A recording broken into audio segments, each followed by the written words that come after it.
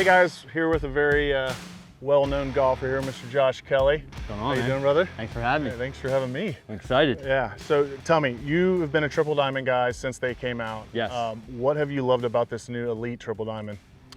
I mean, I love the shape of the head. It looks really good. It sounds really good. I like the gloss finish up top, personally. The AI 10X face has really helped me because I like to use all the face. And I'm noticing I am a little bit longer, but more importantly, I'm straighter, which is everything for me. Yeah.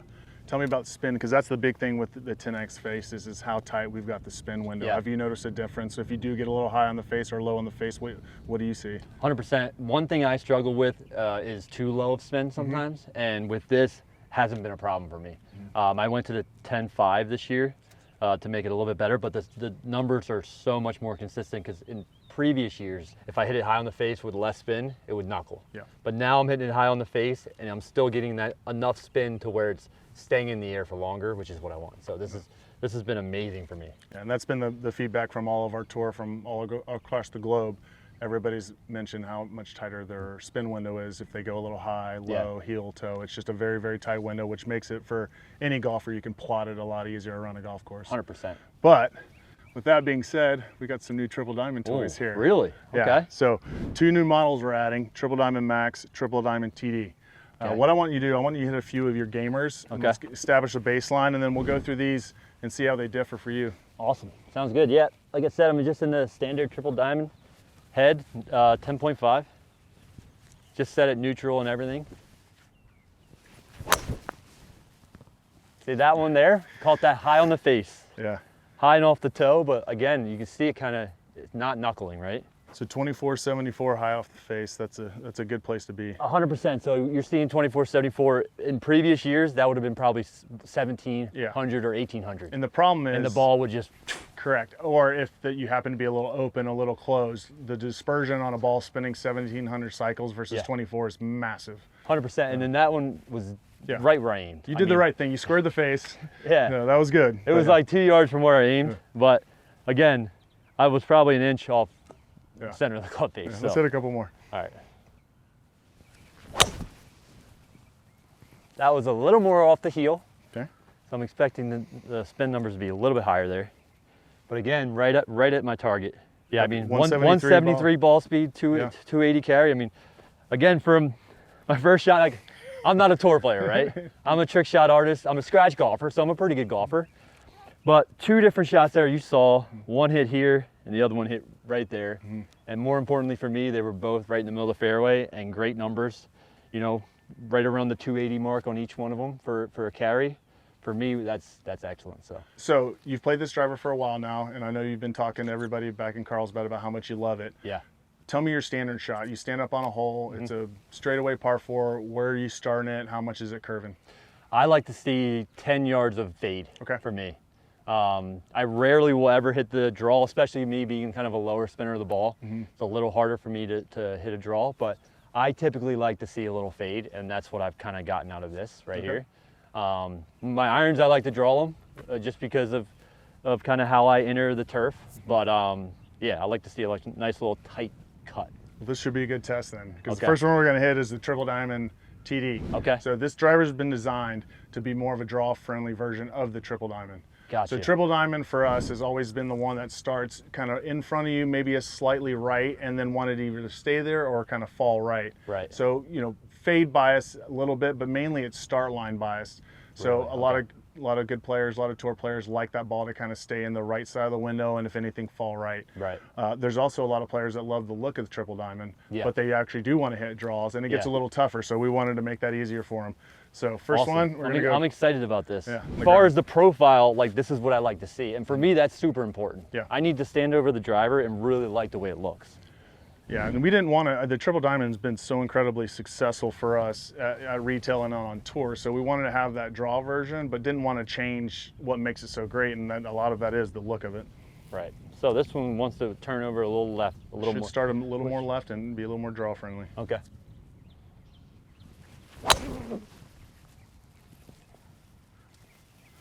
Yeah, that felt great. So for you, this driver would be less cut. It might not be turning over. That was a pretty dead straight ball, but I honestly felt like I was a little open. I think with my driver, with that same swing, I missed that a little more right than I just So that was did. 169 ball speed and 2400 spin. So kind of lines with your good ones with your standard triple diamond, but it had way less cut spin. I really like the way this looks. Yeah. This could be good for me because the one thing I do when I am not hitting it well, my miss is typically a little bit too far right. So just seeing this go a little more straight, I think it's huge. I really like the look of it. And there's your draw. Yeah. That's the first draw I've hit with a driver in a while. It was a little bit off the toe. So you don't have to work at your game, you just got to buy a new driver. Yeah, there we go. 280, 285. 2160 on the spin, so it's still aligning a lot with the triple diamond. It's just an easier to turn over. And a lot of people think that if a driver is draw biased, that everybody's going to draw it. Right. Like you're a perfect example. You want a 10-yard cut with your standard, and that's what it produces. We hand you a triple diamond TD, and you basically hit a straight ball. Exactly. So it's doing what it's supposed to do. Yeah. So someone who's missing it 30 yards right, correct, they might only be missing it. They might start hitting a little baby cut that's 15 yards. Yeah. Or something. And a perfect example is Alex Norn. He's a cutter of the golf ball. And he plays our most draw biased driver we make. Really? But he cuts it because his golf swing produces a cut. He doesn't want something that is fade biased, because as a golf swing produces the cut, and you don't want any help, because then it's off the planet. So it's kind of funny. If you're a cutter, this doesn't mean that this can't be a driver for you. It can just it can alleviate some of that cut. Yep. You can still fade it. Go just for fun, hit a fade. Yeah, I like this. I mean, this is honestly something that I might be moving into right here. Because it's going to kind of eliminate that, oh crap, big, huge slice out to the right. But I will try to I'll try to really feel a cut on this one. Yeah, go like just that nice pull cut. Yeah. It's flatter looking too. Yeah, I mean, I kind of took a little off that just to kind of feel the pull cut. Yeah. But I mean, that's perfect. That similar spin had about 300 cycles more on your triple diamond, but it had less cut. So overall, it's going to get out there a little bit further. And that's something I could feel for a fairway finder right there. Just kind of like, I can try to pull cut this as much as I want, and I know that it's not going to be a huge miss. All right, so for Josh Kelley, triple diamond TD, still able to cut it, but it reduced your cut, call it 10 yards of cut. So still for him, it can be a fade bias driver, but he has the ability now to turn it over, and that's a pretty useful golf club. You're right. I mean, I just turned a couple of those over, and that's something I was never able to do before. So this is this could be going in the bag, because I can do anything with it. I like that. Thank you, man. Yeah, appreciate it. Well, you got one more in your hand, right? I do have one more. What do you got there? So triple diamond max. Big difference with triple diamond max compared to the triple diamonds. When you set it down, you'll see it's a bigger looking footprint. Oh, yeah. So it's basically taking the triple diamond and compressing it down. We wanted to have a triple diamond version that was a little bit more forgiving. Right. So it's got a little bit more spin, similar start line, fall line to your triple diamond, but definitely more forgiveness. I like to look at the triple diamond head. So this is almost like the best of both worlds. Correct. And you're saying it's more forgiving too, right? Yep, and we like that. Yeah, no, we love that. Oh, that felt so good.